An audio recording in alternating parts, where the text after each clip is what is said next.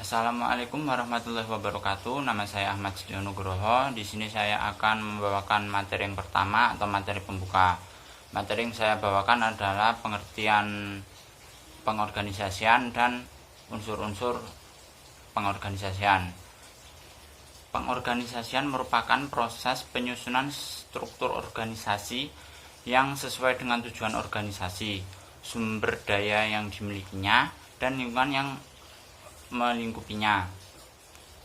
Dan pada umumnya, pengorganisasian adalah langkah untuk merancang struktur formal, menetapkan, menggolongkan dan mengatur berbagai macam kegiatan, menentukan tugas-tugas pokok, wewenang dan pendelegasian wewenang oleh pimpinan kepada staf dalam rangka mencapai tujuan organisasi dalam bentuk efisiensi.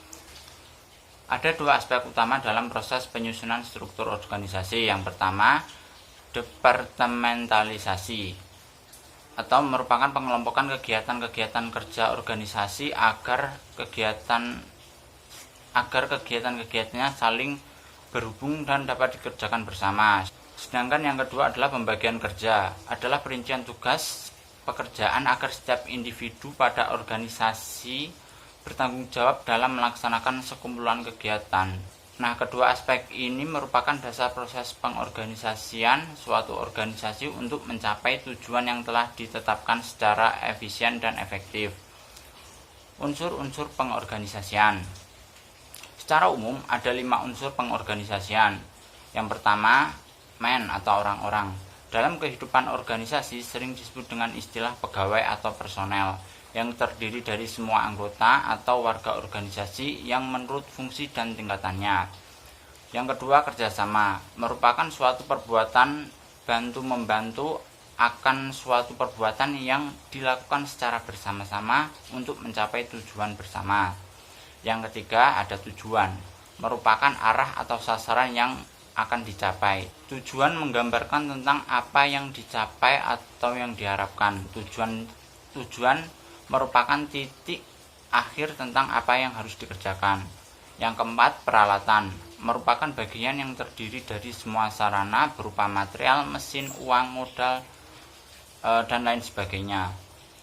Yang terakhir atau yang kelima adalah lingkungan. Faktor lingkungan misalnya keadaan sosial, budaya, ekonomi, dan teknologi yang termasuk dalam unsur lingkungan adalah kondisi, tempat, lokasi, dan wilayah operasi.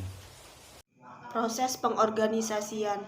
Proses pengorganisasian terdiri dari 3 tahap, yaitu 1. Perincian seluruh pekerjaan yang harus dilakukan setiap individu dalam mencapai tujuan organisasi. 2. Pembagian beban pekerjaan menjadi kegiatan-kegiatan yang secara logika dapat dilaksanakan oleh setiap individu.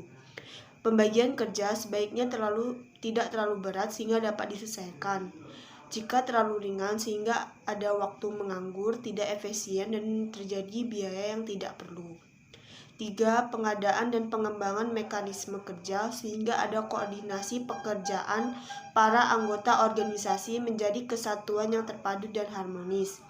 Mekanisme pengorganisasian ini akan membuat para anggota memahami tujuan organisasi dan mengurangi ketidakefisienan dan konflik. Berikutnya aspek-aspek organisasi. Pertama, pembagian kerja. 2. Departementalisasi. 3. Bagan organisasi formal. 4. Rantai perintah dan kesatuan perintah. 5. Tingkat-tingkat hierarki manajemen.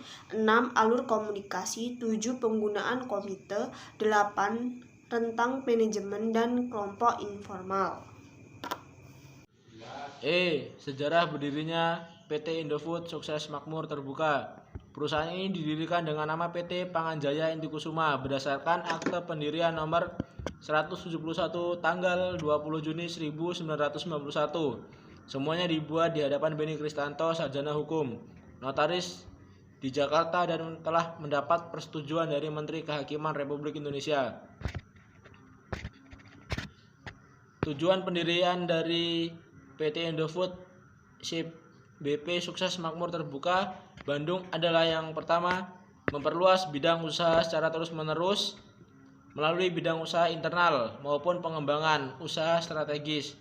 Yang kedua, mengurangi biaya transportasi. Yang ketiga, selalu meningkatkan kesejahteraan karyawan. Yang keempat, mensuplai daerah lain yang selalu kekurangan persediaan barang. Dan yang kelima yaitu berperan serta dalam pelestarian lingkungan hidup dan peningkatan kesejahteraan masyarakat. Kemudian untuk visi dan misinya yaitu visi menjadi perusahaan yang dapat memenuhi kebutuhan pangan dengan produk bermutu, berkualitas, aman untuk dikonsumsi dan menjadi pimpinan industri makanan. Untuk misinya itu menjadi perusahaan transnasional yang dapat membawa nama Indonesia di bidang industri makanan. Perkembangan perusahaan ini didirikan dengan nama PT Panganjaya Intikusuma. PT Indofood Sukses Makmur Tbk cabang Bandung merupakan salah satu bagian dari Noodle Division PT Indofood Sukses Makmur, memiliki areal kontrol dan pabrik seluas 61.640 meter persegi. Cabang Bandung, daerah cakupan pemasaran di Kabupaten Kota Bandung, Cimahi, Cikampek, Purwakarta, Subang, Cirebon, Tasikmalaya, Garut, Sukabumi, Cianjur, Indramayu, dan Sumedang. Baik, untuk materi yang selanjutnya yaitu mengenai fungsi pengorganisasian pada PT Indofood Sukses Makmur. Struktur organisasi perusahaan merupakan struktur organisasi fungsional. Salah satu alat bagi pemimpin untuk mencapai tujuan perusahaan adalah adanya organisasi yang baik, dalam arti sesuai dengan kebutuhan perusahaan.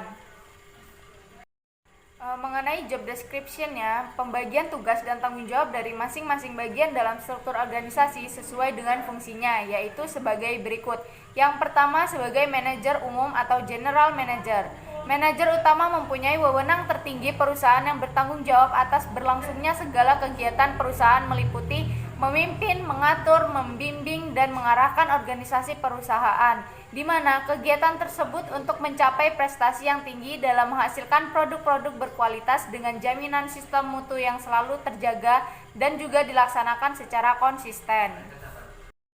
Yang kedua, manajer pabrik atau factory manager. Manajer pabrik bertugas dan bertanggung jawab dalam mengatur dan mengawasi kegiatan yang berhubungan dengan produksi dan mengambil tindakan untuk kelancaran jalannya sebuah proses produksi.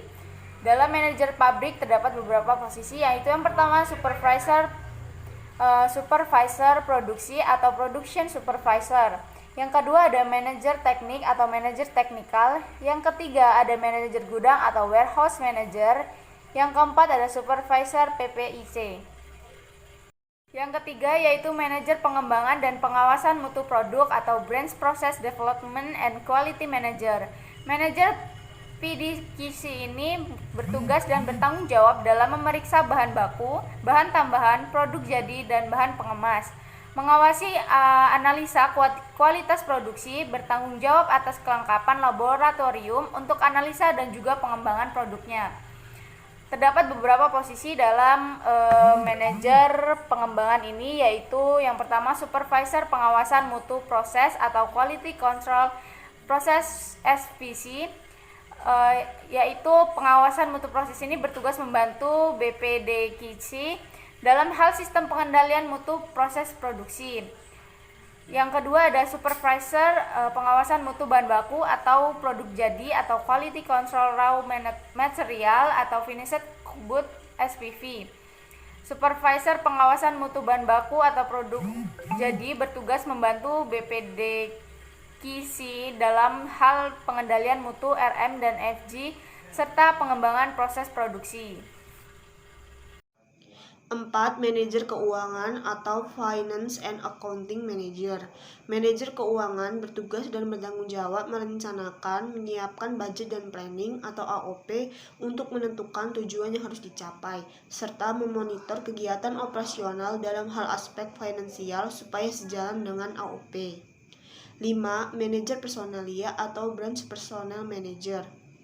Manajer personalia memiliki fungsi merencanakan, mengkoordinir, mengarahkan, dan mengendalikan kegiatan kepersonaliaan yang meliputi hubungan industrial, administrasi kepegawaian, keamanan, kehumasan, dan pelayanan umum untuk mendukung proses pencapaian tujuan perusahaan baik jangka pendek maupun jangka panjang.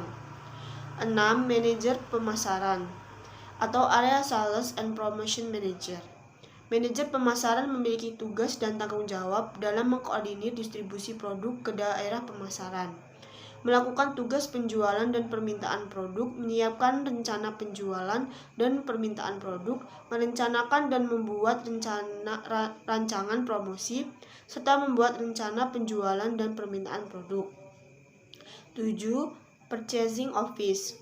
Purchasing memiliki tugas dan wewenang dalam menetapkan dan memelihara prosedur pembelian untuk mengendalikan aktivitas pembelian, mengesahkan dokumen pembelian sebelum dokumen dikirim ke pemasok, dan memilih serta mengevaluasi pemasok yang telah ditetapkan.